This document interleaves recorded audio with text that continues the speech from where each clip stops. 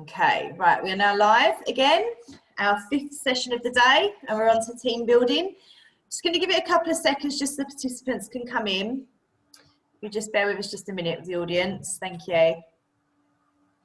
For those of you that have been with us all day, thank you very much. I'm sure you're sick of me by now. So we've got some lovely panellists for this next session and a speaker at the end of the day as well. So, and those of you who are just joining, welcome. This session is a panel debate, and it's keeping staff connected and motivated when most of us are now working from home. This has been a key consideration for businesses, more so than normal. So we are delighted to actually have a panel of experts here who can provide some guidance and inspiration on team building. And they include Peter Jones, who is the Managing Director of the Soul Camp. Hi, Peter. Hi. Hi, Peter's the founder of the Soul Camp, who are the leaders in corporate glamping festival style conference events in 2006, and PA Life's founding partner in the Corporate Event Organisers Festival in July 2021, which we had to postpone, unfortunately, due to COVID. If you check out their new free Wellbeing in Nature YouTube channel, it is specially launched to help de-stress PAs and EAs. So welcome, Peter. It's lovely to have you. Thank you. And we have John Martinez. He is the CEO at ShockLogic. Hi, John. John has been in the events industry for the past 30 years. He is the CEO and founder of ShockLogic. ShockLogic is passionate about supporting event organisers to deliver the best events possible through technology, software and services. They've been delivering virtual events for the past 7 years and have a unique way of managing remote teams. So lovely to have you here, John. Thank you. And lastly, we have Russell Allen, who is the founder of Fruitful. Hi, Russell. Russell's CEO of the UK's leading team interactions business, Fruitful, who for over a decade have been working with some of the world's greatest teams and businesses in both virtual and face-to-face. So welcome to you all. I'm very pleased to have you all today, and I think this is going to be quite an interesting debate, more so with the way things have changed lately. It's all been very digital, very virtual, and I think it's quite an important topic, this one today. So I'm going to come to you first, John. Employers and managers are battling to keep their businesses going at the moment, whilst also managing furloughed staff, unfortunately making redundancies and in some cases facing ever-changing guidance from official restrictions. Why should they make team building and staff connecting a priority? Yeah, I think that taking care of our people, it makes business sense. It just makes sense, you know. And this is what's going to keep us together. Right now, there's so much isolation. There's so much, anxiety is coming and stress from different ways. Some people are really, really struggling. And really struggling not being able to go somewhere for work. What we found out with our team is that leaving the house to going to work was actually a release for many people. So they got to meet with other people, etc. But now they have sometimes the children at home because they're not able to go to school. They have the husband, wives, parents, partners at home. So it becomes so the situation gets even more heightened. So getting the team together, it just works. I mean, we do this weekly scrums, which happens today at 3:30. And we do mindfulness breathing exercises. We meditate all together. We do coffee break. And this is internally. I mean, the stuff that happens with our customers, but with our own team, it's just vital. Thank you so much, John. And the same question to you, Russell. Yeah, no, I would just add to really what John has said. I mean, you know, everyone's been affected either directly or indirectly by COVID. And, you know, just to be clear, this is the biggest change in working practice since the Industrial Revolution. I mean, it really shouldn't be underestimated. So we know that a lot of the managers and the supporting EAs and PAs and so on are really, you know, you use the word battling, which I think is true. There's a huge amount going on, but we can't forget the people who are core to the business. For any kind of team building to be successful, a large part of it is down to timing. So, you know, if there are redundancies going on And if there is, you know, a real state of flux in the business, then please do think very carefully about when is the right time to start rebuilding that team. But there needs to be something, and it needs to be a strategy, and I think it needs to be ongoing, because to John's point, you know, don't underestimate what people are lacking by not going to the office, and that really needs to be replicated, and it needs to be built into more of a plan. So people have, you know, this is not a one-off, it's getting everyone together on you know, a one-off occasion. This is something that is here to stay, and we need to apply ourselves accordingly. Brilliant. Also, Yeah, no, go on, carry on, John, sorry. I think that sometimes we underestimate how much people connect, or we overestimate how much people connect. And actually, if we don't create these opportunities for people, actually, where we create the environment for the exchange to happen, is really hard. I mean, how many of us have been in a building or working in a building, and then suddenly they do a networking event, and you meet all these people, and actually they've been living around you for ages, and you never got to connect with them. So I think something happens also in our offices. There's a question that says here on the chat, that says, do you think that the longer working from home continues to be less likely people would want to continue to come back to the traditional workplace? But bringing that into connecting the members of the staff. I mean, one of the things that we realized that some of the very young members of our team, they're really anxious. They just didn't want to get in the tube. And I just take it all with a lot of curiosity and openness. I'm going, wow, I don't feel that way, but now I realize that other people do. What can we do to create opportunities for the connection to happen? Not only during the workday. I mean, we're very lucky. We've been Zooming for 4 years, right? So for us, this environment is pretty normal. So we created the etiquette, and so we do this recognitions on our scrums. People describe and get to present to the other. So that's a bit of getting involved. But it is a new normal. I mean, and we're going to have to adapt to this. I don't think there's other way. Definitely. Thank you guys. I'm going to come to Pete next. Pete, during this period when many people are still working from home, what are the benefits of hosting team building events virtually?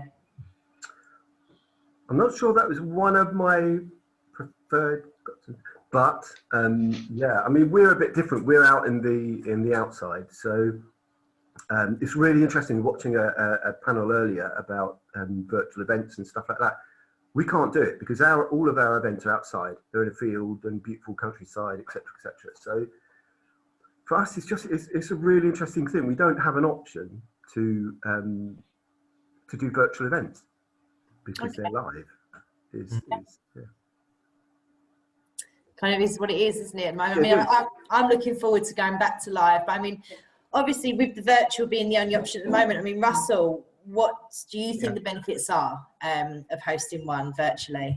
Sure. Well, I mean, the benefits are huge, really. I was speaking with actually a friend of mine on Monday who's going for a job interview. So this is someone who's working for a major PLC at the moment, has been there probably 3 or 4 years, is now looking to change, has done all of the interviews online, and that sort of meeting 3 or 4 different people.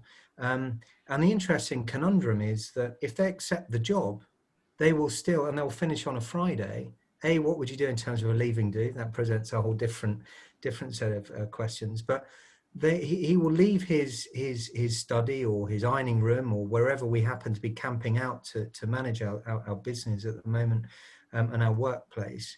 And he'll go and have his weekend, and then he'll come back to that same room on the Monday morning, working for a completely new business. So you have to ask then, where does that culture seep in? Where does that corporate hug? Where does that environment? How do you connect, and how do you get that imparted into people in a virtual way? So I'm not saying team building is the be all and end all of that, but it really should be part of a carefully thought through cornerstone of a strategy about not just team building, but also how we keep the organization, the brand, the behaviors, the culture, the values alive amongst the people. Because at the end of the day, the people are the brand. Brilliant. Thank you, Russell. I see we've got some questions coming in. What I'll do is I'll come back to them at the end, and I'll ask the panelists after. So please, if any participants do want to ask any questions, pop them in the Q&A or in the chat box, and I'll come back over them after for you. So, and we'll try and get through as many as we can. Those that we can't get through, obviously, we'll send out after to the panelists. So John, I'm going to come to you next. Are virtual team building events actually better in some situations, i.e. allowing staff with parental responsibilities to attend outside of working hours, or bringing staff together from multiple locations? Yeah, like I said before, we've been Zooming for about 4 years. So we had to generate a whole new protocol or etiquette of communicating. And last year, our Christmas party, we had two actually. One, we have a hub in Latin America which there's a few working together, but the rest are spread around. So there's one person in Costa Rica, one person in Miami in the US, one person in LA, one South Africa, etc., etc. So, but we had all our cameras on, and we were actually in our Christmas party, right, all together. And but now what's happening is that we are doing, for example, one of the things that we did is that we brought like a workshop, and then we ran it online. So, and all of these things happen online. So we really have been doing it for a while. I don't know to what extent they are better. I don't know if the word is better. But I think they're necessary, which is different. And right now they're vital, they're urgent, you know. So I think that us as leaders of, or in my case, and I know in many cases people that are running teams, team building is the whole thing. There's nothing without the team. Nothing works. You know, I don't exist. My company doesn't exist without my team. Yeah. And that's it. So if I don't work on the building of the individuals as much as building the team, then got nothing, you know. That's it. Thank you. Russell, same question to you. Yeah, so John, you make some really valid points there, and I think it's really important to understand that, you know, virtual team building does not replace live. You simply can't replace live. We went on a very interesting journey with me and my team. So we were very established as one of the UK's premium team activities business, primarily relying on sort of face-to-face and live events. And we had several clients when lockdown started to happen ask us how we could engage teams sort of virtually, and that set us on a really interesting course. And to be completely frank with you, it took kind of 2 or 3 weeks, and people from outside of the event industry, until I thought we were making real progress, in the respect that people started seeing things that could be achieved online that couldn't do with live. So to give you an insight, the first week or two, we get together, very creative, very dynamic team. And they kept coming back to this point of, yeah, but in a live environment, we can do this, and we can't do that virtually. We can't do that virtually. So I knew I needed to capitalize on a different skill set. So we recruited someone from film and TV, virtual reality experts, and of course a tech partner as well. And there was a eureka moment when suddenly we discovered some of the things that could be done virtually that can't be done in a live environment. So to give you an example, we have a murder mystery product which we've completely rewritten. It has live actors dedicated to the specific event. And the tech we've wrapped around it allows for videos, people go off, they have to hunt clues, and so on and so forth.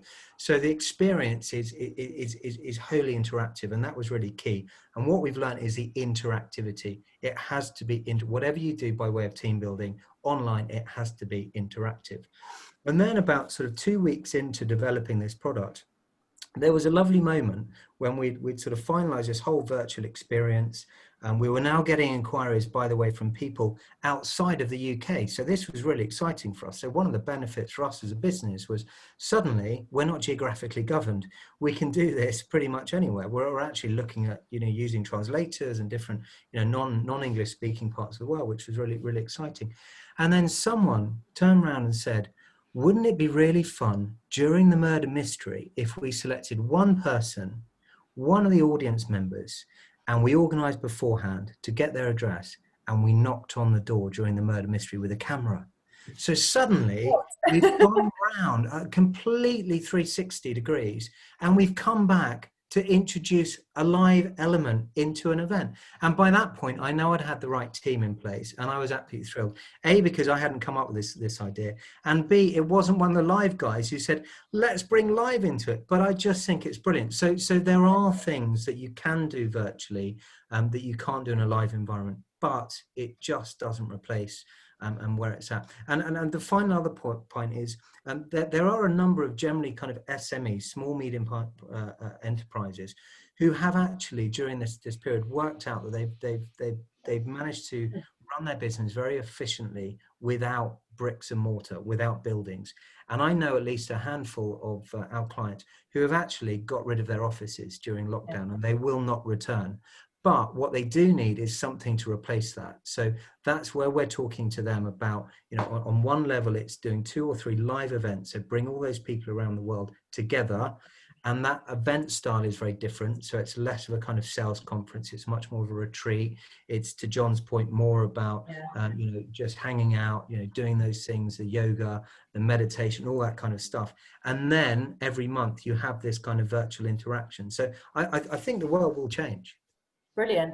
Yeah, that's very insightful, Russell. Lots to think of there. Yeah, sorry, John, we'll come to you quickly. Should I go? Yeah. Sorry, yeah, it froze a little bit there. Cool.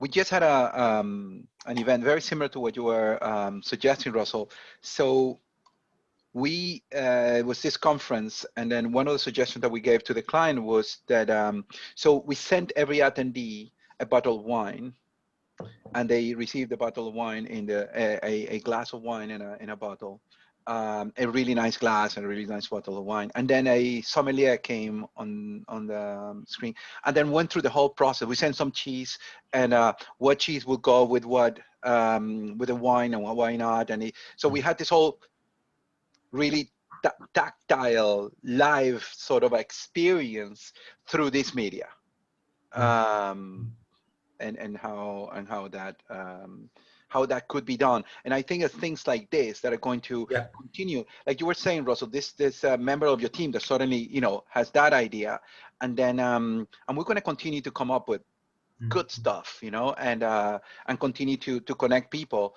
and I think. I think there's no replacement for life.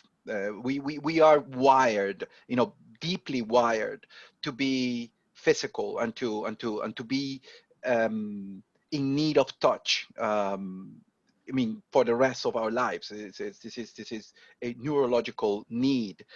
So.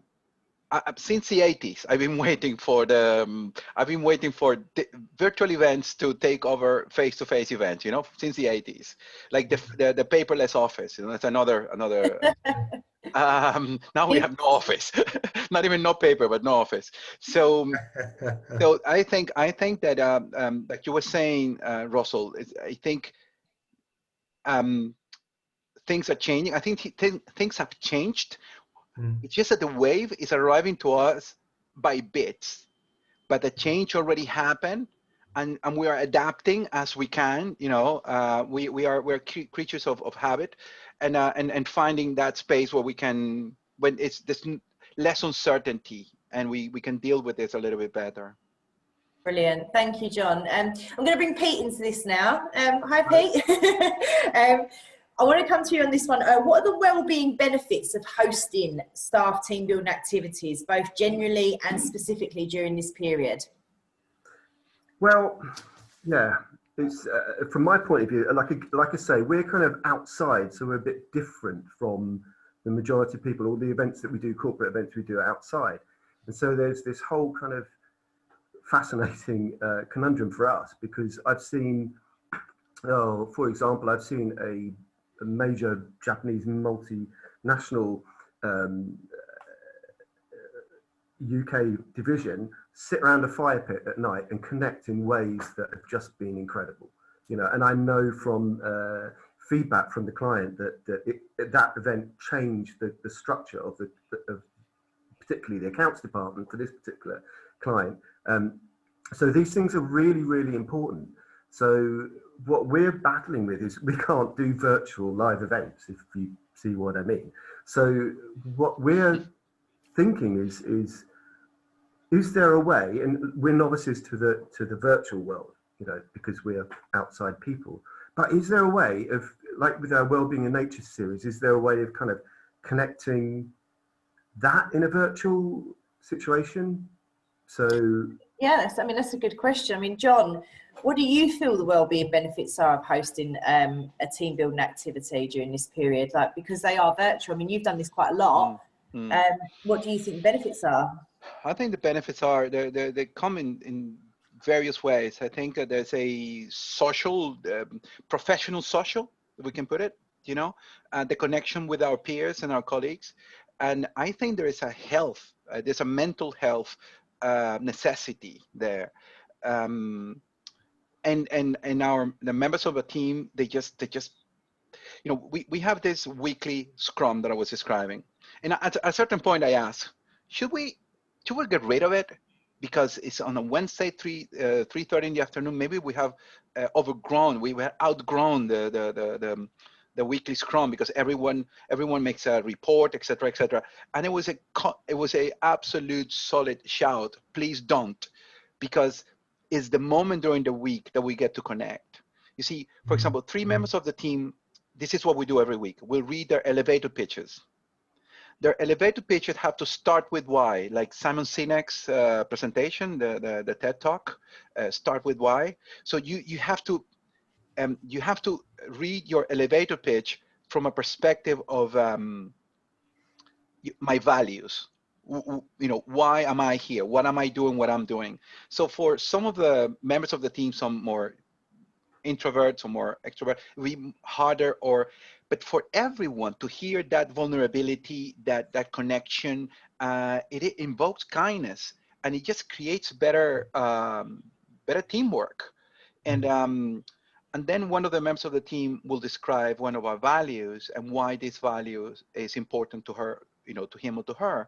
And so again, you can't speak about your values without becoming vulnerable. And that brings a different type of connection. So even through the camera, that has massive value for the one that's speaking and for the one that's receiving, because, you know, we get oxytocin and endorphins even through here, you know, as we express our emotions. So I think that there's so many levels at which it is important. It is vital. And it's vital. What I would recommend to companies is that you embed this into the DNA of what you do, that this is not just something. Is like a diet, you know, when you're feeling, oh, I'm feeling a bit overweight, so I'm gonna lose some weight. That stops as soon as you have a major event, right? So if you bring it into the processes on how we treat each other, how we communicate, we do it every week or every 2 weeks, etc., etc., then it becomes something which is a habit rather than an idea from me or from somebody else in the leadership team. Brilliant. Thank you, John. I'm going to quickly come back to Pete. Yeah, I was really interested by that, actually, because where we're sort of thinking is there some kind of way, like, for example, to give like wellbeing activities that are physical, but shared virtually. So not like we all go out and do yoga because we've got everything set out and all the kit and all that sort of stuff, but something, you know, let's go down to the park and make some beach tea from you know, pull it off a leaf of a tree, and, you know, then come back in whatever, I don't know, whatever works for companies and stuff. I go, do you know what? That's really chilled me out, you know, or the breathing exercises that we've detailed on the video series or something like that. And then does that work with what John's saying? Because I think he's absolutely right, where you're, I don't know about the vulnerability, but you're sharing a real life experience virtually. And I think that's a good way.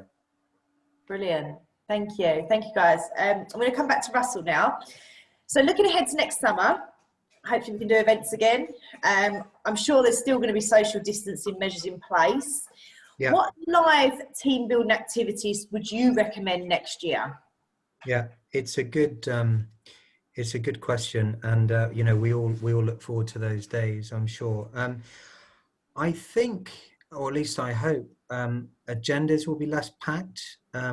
And some of the most successful events I've seen, and we work a lot in the tech sphere with sort of Facebook and Google and so on, is we've been sort of evolving with them relatively recently in a live environment, more of these sort of retreat ideas. So they're the less packed agendas of the noughties, where, you know, every single minute was choreographed, and you're in the plenary at 8:45, and you know, you've got a 20-minute coffee break, and then you've got a keynote, da-di-da-di-da.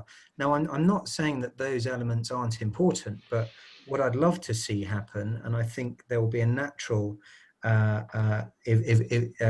evolution towards it, is just companies being able to host people together and let them have a little bit more of the agenda, if you like, and the space. So just getting people together, having a looser itinerary for them, giving them choices about what they want to do, because, you know, not everyone signs up and really is comfortable in a very structured team activity type environment. So you really have to kind of listen out for that. And I think you know, giving people that space to do and hosting the event rather than running the event.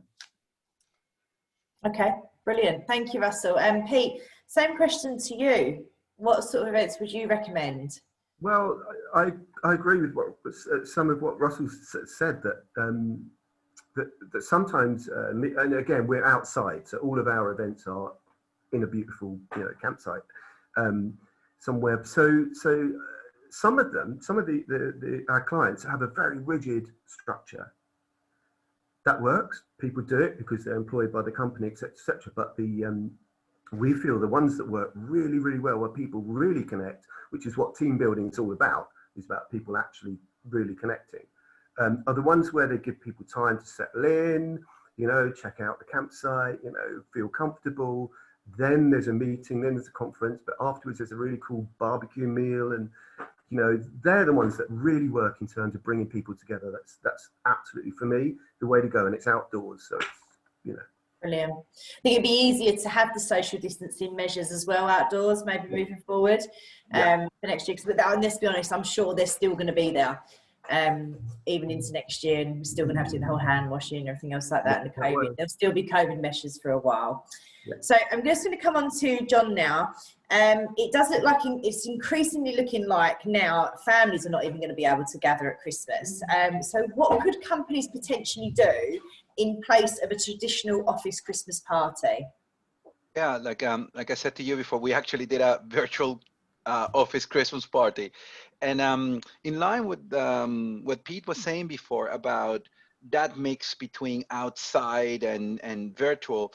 You know, I meditate, and I follow a practice of moving meditation, and so respecting the social distancing rules from the government. I mean, 6 of us, which was as many as we could meet, we met together, and then we actually the class was our moving meditation class was happening online, and there were groups of us that met, that got together, had a meal.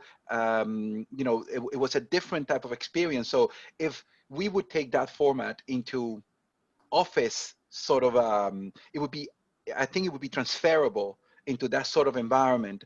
And so let's say that you have a group of people in Scotland, you have a group of people in Southern England, as people somewhere else. So they could actually meet together and then get everyone else virtually to meet. We support Bloomberg, and right now we're exploring something like that. But where we have a lot of experience is doing it ourselves, because what we do is that we provide the platforms for this. But we, I don't do what you guys do, Pete and Russell. You really make it happen. I normally am in, like, in awe of that. We're doing the tech in the background, but then is the way that we choose to run the company, and we totally. I mean, the awareness also comes from the fact that we realize that individuals are also isolated from their families. Not only they're isolated from us, but they're also isolated from their families. And when you have an international team, rules are very different in different places. Like when we could go out here to supermarket in Austria, you get fined if you went outside. We never got to that level of strict. But during this, not only this period, but I think for the next, until the end of 2021, we need to embrace this. We need to really think about this seriously, and how we're gonna help and create the possibilities for our teams for the mental health to be able to release and connect. Absolutely.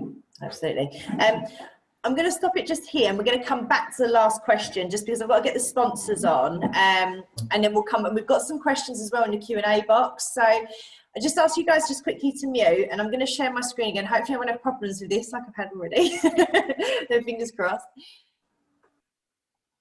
And right, so we're on. So do we have, sorry, on to our first sponsor. So our first sponsor is Rachel Cullivan. Rachel is the project manager for the Training Gateway, and she helps the national and international organisations source corporate and professional training and helps them find their perfect training matches. So Rachel, are you on? I am, I'm here. Can you hear me? Can you see me, Charlotte? I can hear you, and yeah, I can see you. There you go. Hi, Rachel. Hi, everybody. So I'm just going to start this slide. Just let me know when you want me to move them, and your 2 minutes now. Okay, thank you. Great, thank you so much. Are you okay, Charlotte, to just move the slide on just one more for me? That's great, thank you. So it's brilliant to be here to talk to everybody today. Thank you everybody for your time and for letting me speak today. For this presentation, I would like to focus on staff training and how the Training Gateway can help by saving time, energy and money for you. According to a Gallup report, its research found that companies with engaged employees performed twice as well as those without engagement. So it's certainly true to say that staff training drives engagement, and it's absolutely vital for organisations to be successful and grow. But here at the Training Gateway, we understand that finding high quality and effective training is difficult and is time consuming. So this is where we can help. We have a network of training and education experts who are leaders within their field, and they come from professional development units within UK universities, colleges and accredited training providers. So here at the Training Gateway, we can help you find world-class training that will suit your organisation's individual needs. So just some examples of how we've helped organisations, and maybe something that you might be thinking about. You might be thinking about it now, or once the COVID pandemic is over, which is hopefully soon. But maybe you might be thinking of a leadership and management programme, technical training, accredited CPD. And then since the COVID pandemic in March, things that we've been helping businesses with is marketing and digital skills, change management, well-being of staff, resilience and coaching, supporting teams through change. So these are also other things that the Training Gateway has been helping organisations with. Are you okay to just change the slide again, please? Thanks, Charlotte. So how do we work? Well, our service is quick, it's easy, and best of all, it really is completely free. We follow a simple 3-step process, which we've outlined there for you. And all you do, you just let us know your training requirement. We'll write a short brief and we'll share that with our network. and then their responses can come directly to you, or they can be filtered by us first, whichever is best. So you can see the website down there, the Training Gateway, submit a training opportunity. So if there is something that you're thinking of now, or something online now, or something in the future, then just let us know. And since 2008, we've been helping organisations find their perfect training match. So it will be absolutely wonderful if we could help you businesses also. So thank you everybody for your time. Oh, thank you so much, Rachel. Thank you for coming on. Thank you. We'll share the details out again of Rachel's information along with the panellists after. So I'm just going to stop sharing right now, and we're going to bring on Katia. Katia's up next. The Goat is a company specialised in virtual cocktail making classes with the option of box ingredients and equipment delivered to participants. So Katia, I can see you. Hi. Hello. Have you got your sound on?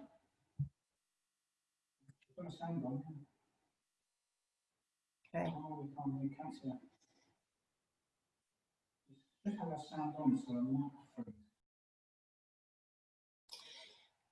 We might have a slight issue with the microphone on that one.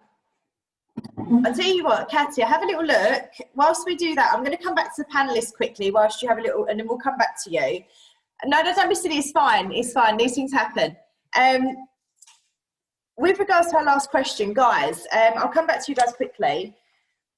Have you all got one hot tip for hosting a virtual team building event? So do you want to come to Pete first? Pete, do you want to unmute? You can't. There we go. Thank you for that heads up. Yeah, so I'd say grounding. That's what I think. Can you hear me now? Can you hear me now? Yeah, that's better. Yeah. Sorry. I'd say grounding is...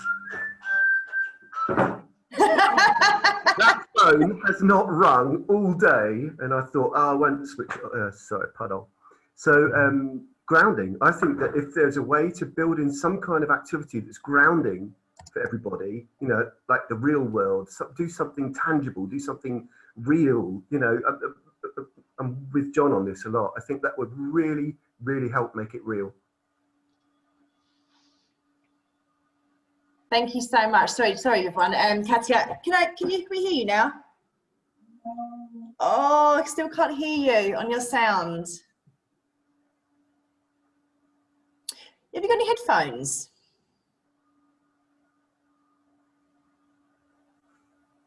Talk to us, Katia. No, we cannot hear you. I thought it could be. Okay. Yeah.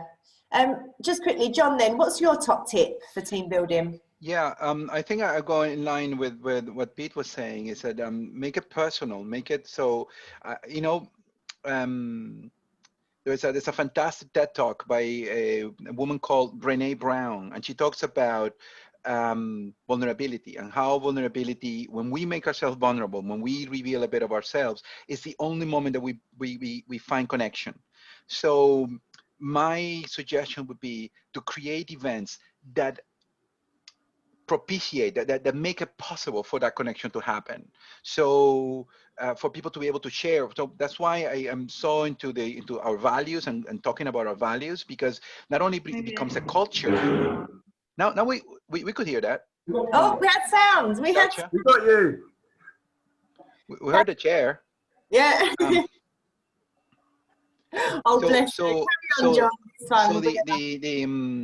When one creates opportunities for that connection to happen, you see, it is for one to have to be vulnerable. So when I tell something about me, the other side feels.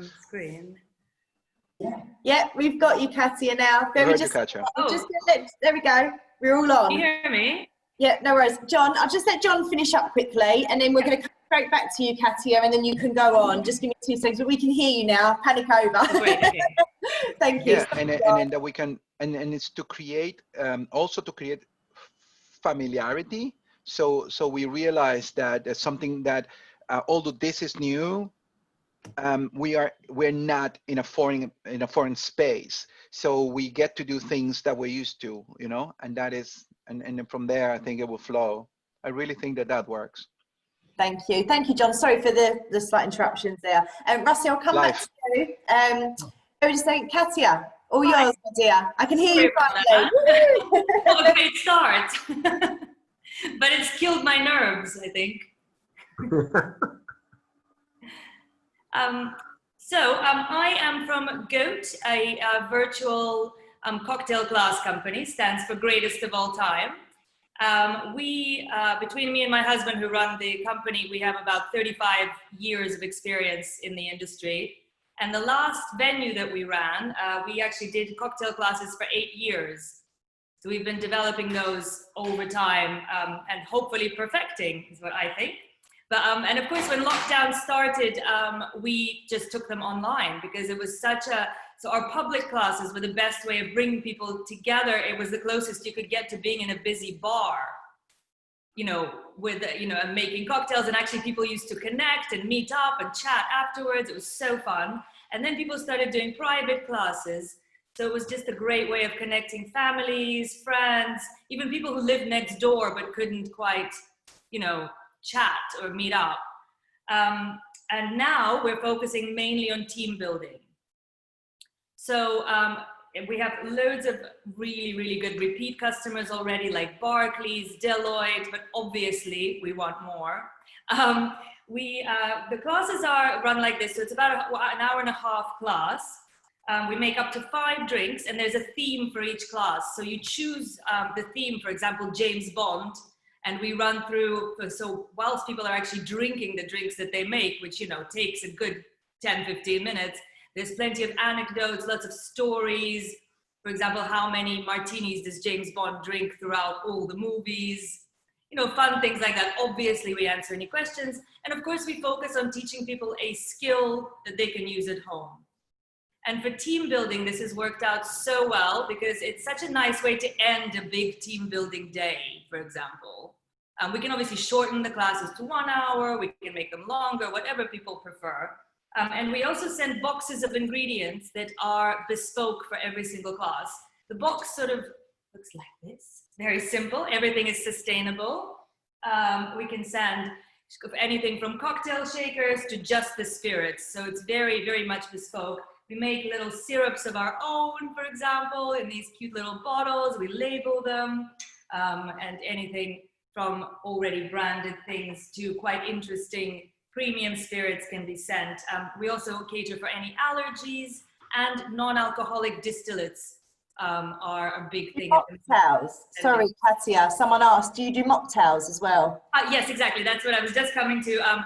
But we don't just use fruit juice. We can send really interesting non-alcoholic distillates and different ones as well. So not just Seedlip, which is the one people know, but we would match what we think tastes most like tequila, for example, so that people can have a really interesting drink, but non-alcoholic.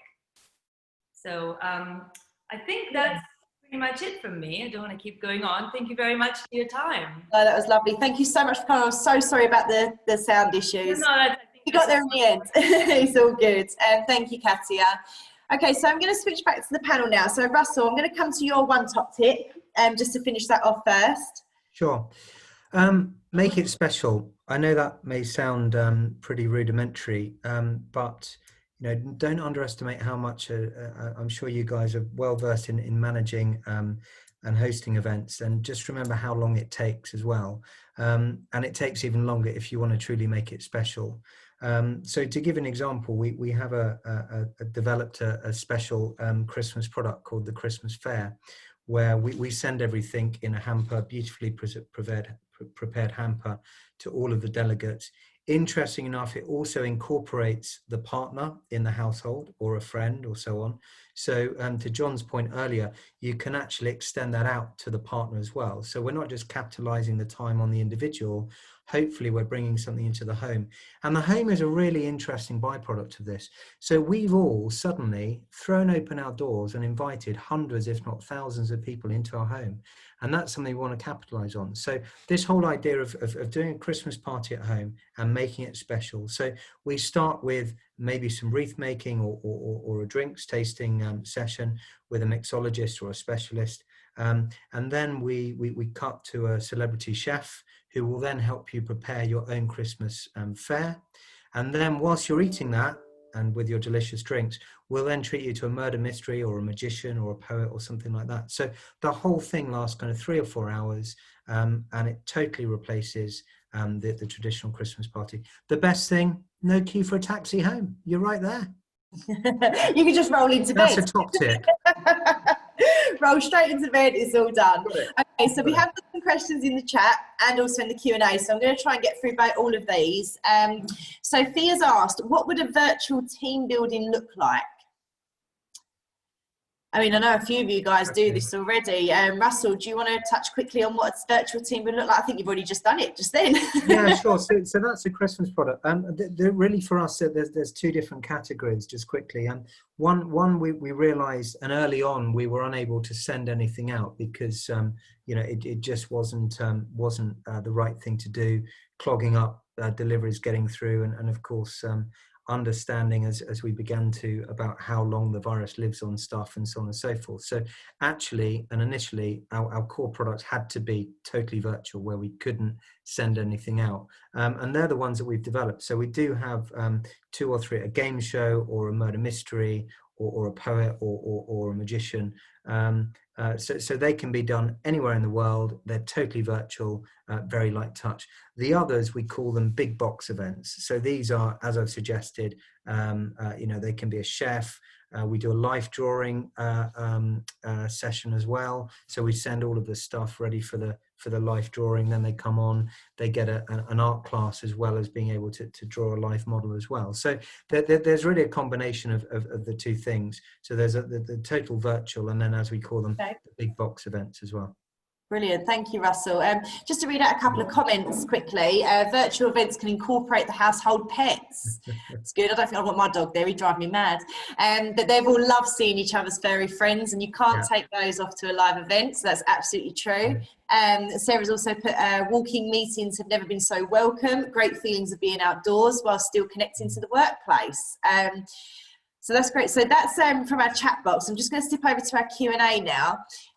So John, I've heard, this is from Leslie, I've heard people mention that we have had issues with latency during Teams and Zoom calls with other countries. So South Africa and Austria are examples there. They have an online event with 60 participants in South America planned, and she wondered how to do this best to avoid that issue. John, you're muted. Gotcha. Okay. Thank you. We do this all the time because I'm Venezuelan, so we have a big presence in Latin America, and we have a big client base in Latin America. So the key is to take care of the chairs, the moderator, and the speakers, right? So the first thing is USB headset, everybody, and you tell them ahead of time. So not just the iPhone headset connected to the jack in the computer, because it brings the noise of the machine, of the fans, and that is not as clear. Our laptops, the microphone in our laptops are designed to take the sound from the whole room. So when we are talking to our laptops, you can hear every single thing. You can hear the moving of the mouse. You can hear absolutely everything. So the coaching of the speakers and guiding the speakers and the speaker panelists, chairs, moderators is vital, because they hold the content. Now, if it is a webinar type of structure, so it would be really good to the person that asked the question to, if you can add a comment about if you want audience participation. If you want audience participation, so it goes from being a webinar where the audience is passive to a sort of a meeting. It's called a meeting structure. In meeting architecture is different, because then it's like here, we're all talking, but the audience is not. But there could be a format where everyone is muted. You have control, Charlotte, and you would open a microphone on those that want to say something. That is a bit trickier. Not all platforms manage that well. Zoom is not bad. Zoom is one of the software with the best algorithms in order to pack and unpack with low bandwidth. So the problem with Zoom is that people have to have Zoom installed in their machines. It doesn't run on a browser. So it is a bit intrusive, and people that are using Macs will have more difficulties than people using PCs. And that's, you know, we do this hundreds of these. Yeah. And, right now. So, and then the light, you see, so speakers and moderators, you see there's a light here that you can see the difference when this happens. You know, when I turn the light off, then you can see there's a solid difference. So this kind of little coaching to speakers, it's going to make the environment a lot different, and it's going to really add to the possibility of the success. One of the things I tend to say is that try to set yourself in a position where there's not a door behind you that you cannot control. And what I normally say to our customers is, or speakers, is remember that BBC interview with that North Korea expert, and the toddler came into the room sort of dancing, and after that it was the mom came trying to pull the kids in a ninja sort of fashion. I think she became a superstar after that. And so that is the kind of situation we want to avoid. And so I think, and this is to the person that asked the question, take care of the speakers, and then there's not much you can do about the bandwidth of the audience. If there's latency, the audience will not realize it. The software will compensate for the latency. So if somebody in South Africa was listening to this, the software will actually make it look like it's real time, and they don't know, and then the software catches up with the image. Okay, brilliant. Thank you. I hope that helps, Leslie. I think the nerd of the group spoke, right? That's why I threw it at you. Okay, so comes that one. Stacey's asked, can you give an example of team building and keeping staff connected? She has around 115 people across 15 offices. So any ideas would help. So I don't know if anyone just wants to give a couple of ideas just quickly because of timings.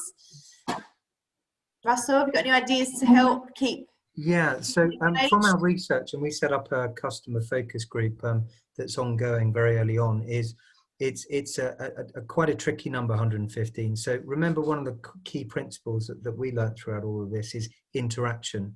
For us, and we're still learning, bear in mind, for us, anything over 50 becomes very, very difficult to get a true interaction across a number of people. So to be honest with you, it's a tricky number, 115, but it would be again in a normal conference environment. So some of these principles are the same. So I would, wherever possible, try to, if you can, try to maybe break that down into maybe 2 groups, and possibly come together for something in the middle. But we've got a bit of a plug here, but it is relevant. We do have an amazing poet that we've just started working with, that literally he will pick keywords from across the windows, and then within a few seconds he'll generate his own poem, and also the magician we use as well. So there are ways, but the larger the audience generally, the harder it is to create the interactivity, which is really the gold.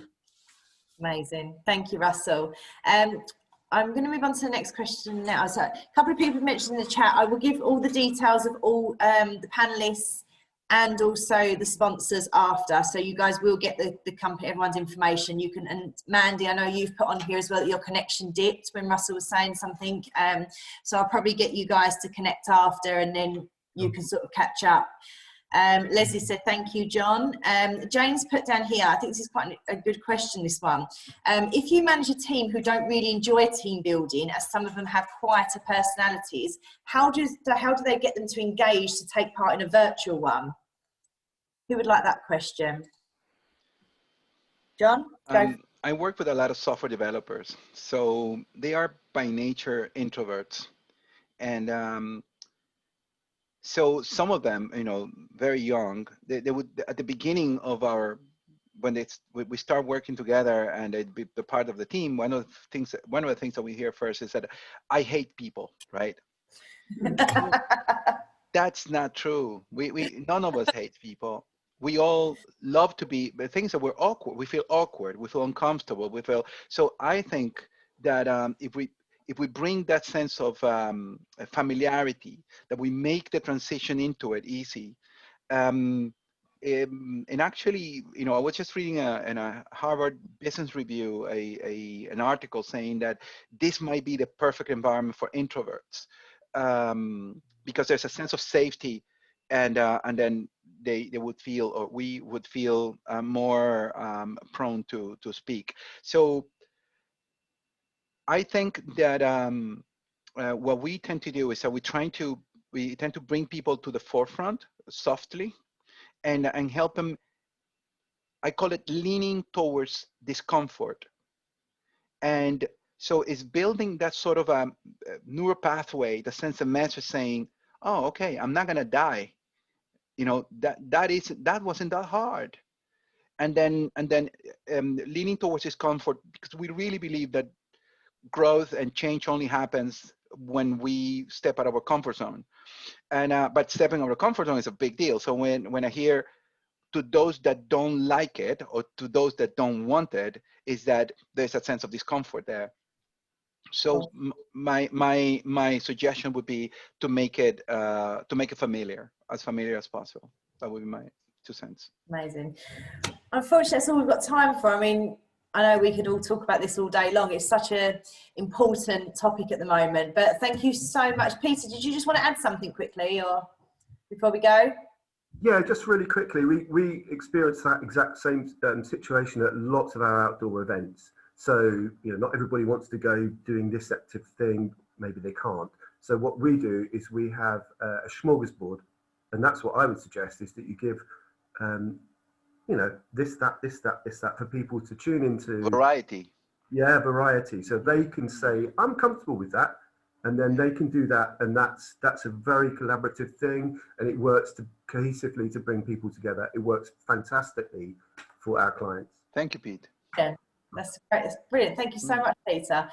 So thanks again to our panelists, Peter, Russell, and John. Thank you so much to the attendees as well who have joined us. We've got one more session of the day, and we're looking at all things gifting, and we actually have a prize draw as well for our last session. So make sure you tune in for that one. Thank you so much, everyone. I'll see you soon. Thank you. Take care. Bye-bye. Thank you all. Thanks for your attention. Bye-bye.